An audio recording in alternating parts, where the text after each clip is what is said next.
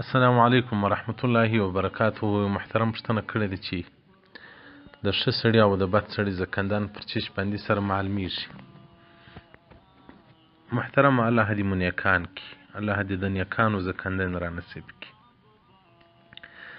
او رسول الله صلی الله بارک به دغه دعا کوله چې الله د سختیو د زکندن څخه مو وساته. اللهم يا حفيظ فاحفظني من زوال الإيمان ومن سقرات الموت. محترمه د قداته څخه روایت دی، هغه د ابن بریده څخه روایت کړی دی، هغه د خپل پلار څخه روایت کړی دی. د ابن بریده پلار وایي چې د ده یو ورور مریض و په خراسان کې، فوجده بالموت، هغه باندې د مرګ شیبې راغلې، فاذا هو یعرق جبینه، د هغه تندي خوله راویسته. نو فقال، دغه د ابن بریده پلار وایي الله اکبر. صحابه کرامو چې به داسې تعجب ولیدی نو الله اکبر وایه. نو دی وایي ما د رسول الله صلی الله علیه و آله و صحبه وسلم څخه اورېدلی دی چې موت المؤمن، د مؤمن مرګ بعرق الجبین، په خولو سره د تندي وي، د مخ وي. نو د مؤمن تندی نرم خوله وکړي.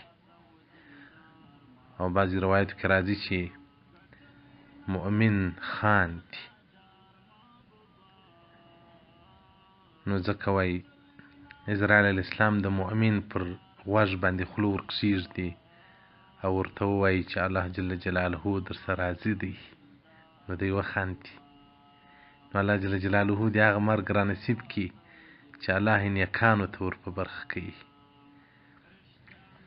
حدیث ابن حبان په خپل صحیح کې حدیث رقم 3080 کې روایت کړی دی، او دغه رنګه په سنن صغرا کې حدیث رقم 1815، او دغه رنګه په مسند احمد حدیث رقم 2419 کې روایت کړی دی، او دغه رنګه بازار په بحر زخار کې صفحه 270 کې روایت کړی دی. نو دا حدیث صحیح مرفوعا و حسن موقوفا، مختلف روایت راغلی دی، او په یو روایت کې مرفوع دی، په بل کې حسن دی، په بل کې موقوف دی. او الله جل جلاله په قرآن عظیم شان کې انسانانو ته داسې فرمایي چې تاسې مري پر اسلام باندې ورسي، پر اسلام باندې ورسي. الله جل جلاله دې د اسلام سره مرګ را نصیب کړي. الله دې مو پر ایمان باندې ورولي، الله دې بې ایمانه نه ورولي.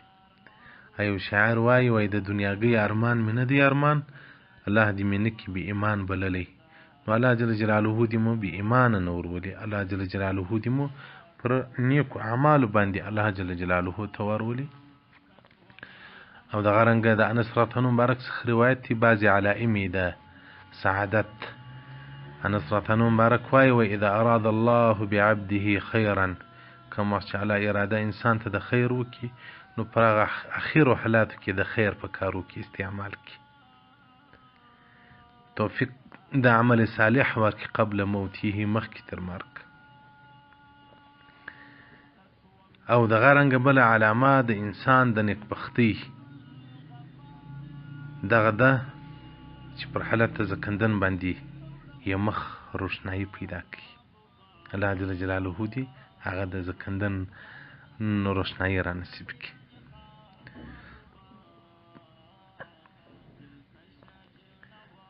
او د بد سړي علامه سوء خاتمه، چې پر بدو حالاتو باندې له دنیا څخه ځي، نو هغه توروالی د مخ دی، او دلته غرغړې، بعضې خلک دلته ډېر بد غرغړې وي، او مؤمن په دې وخت کې ډېر په ارام او په سکون باندې وي. نو الله جل جلاله دې هغه ټول اسباب د حسن خاتمې را نصیب کړي. اسباب د حسن خاتمې بعضې به درته ذکر کم. الله جل جلاله په قرآن عظیم شان کې وان الذین قالوا ربنا،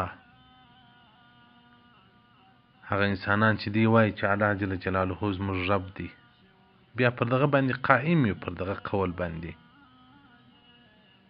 که خلک وژني دی له ایمانه په ژوند کې نه اوړي. او دوم اسباب د حسن خاتمه، حسن ظن پر الله جل جلاله باندې دي، چې سړی پر الله باندې ښه ګمان وکړي چې ګوندې وبه مې بخښي. او دریم تقوا دی، سړی په ژوند کې تقوا کوي. ځکه الله جل جلاله ومن یتق الله یجعل له من امره یسرا، که څوک تقوا مختاره کړي الله جل جلاله به د لره اسانه لارې برابرې کړي. او څلورم صدق دی په ژوند کې، یا ایها الذین آمنوا اتقوا الله وکونوا مع الصادقین. الله جل جلاله انسانانو ایمان والاو وویریږي د الله څخه وبیریږي او له صادقینو سره سي. صادقین خو ما درته ښوولي دي چې هغه مقام ته په موردي باندې سړی رسېږي، سړی مورد سي د صادقینو مقام ته. او پنځم توبه ده مخکې تر مرګ. الله جل جلاله په قرآن عظیم شان کې راته وایي وتوبوا الی الله جمیعا، توبه وکاږئ الله لره ټول. ایها المؤمنون لعلکم تفلحون، ای مؤمنانو ښایي چې تاسو به خلاص سئ. او شپږم مداومت همیشهتوب پر طاعت باندې. په ژوند کې سړی طاعت کاوه، ښه لمونځونه ښه کارونه یې کول، معلومه ده چې دا سړی پر ښه لار ولاړی. اووم ذکر الموت، چې مرګ ډېر ورپاتې وي، قصر الامل چې دغه اوږده امیدونه قطع کړي. نه د لمسیو د کړوسي په ودو کې فکر نه وي چې د ودرې هغه به لا برابروم. او اتم چې دی هغه خوف من اسباب سوء الخاتمه، له هغه اسباب څخه ځان راساتي چې هغه د سوء خاتمې اسباب دي.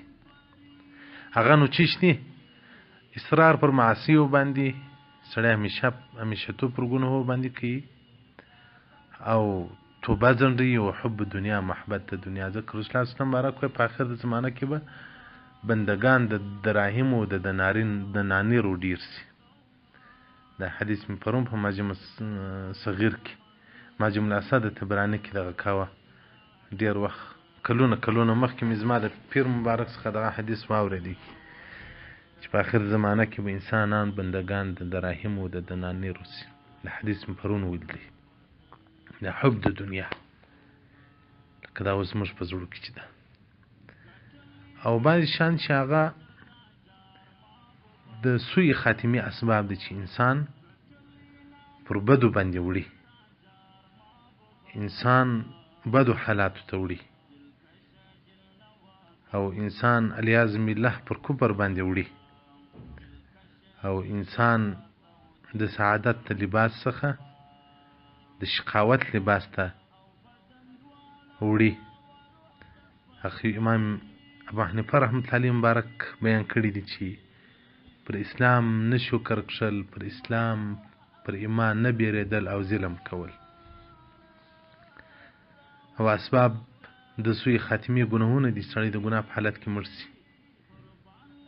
دا اکثره وخت بې ایمانه ولاړ سي.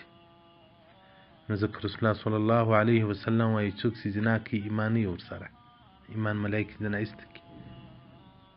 ځکه وایي زنا او ایمان نه سره کېږي. که څوک شراب پر ایمان نه وي ورسره، نو په دغه حالت کې سړی مړ سي، کافر ته دنیا ولاړی. موږ ته خو داسې خلک واورېدل چې پر دوی ښځو سره لڅ په کمره کې پروت مړ یې راواخیستی. دا اوس کې یو پېښه وسوي چا راته ویل ول یو سړی مړ سو، شراب یې خوړلي وو، بوتل ورته پروت مړ. دغه اسباب د سوء خاتمې دي. نو مؤمن پر حالت زکندن معلومیږي الله دې مؤمنان کې محترمینو طاعت ته الله کوي، بندګي د الله کوي، ایمان به مسالم سي. والسلام علیکم ورحمة الله وبرکاته.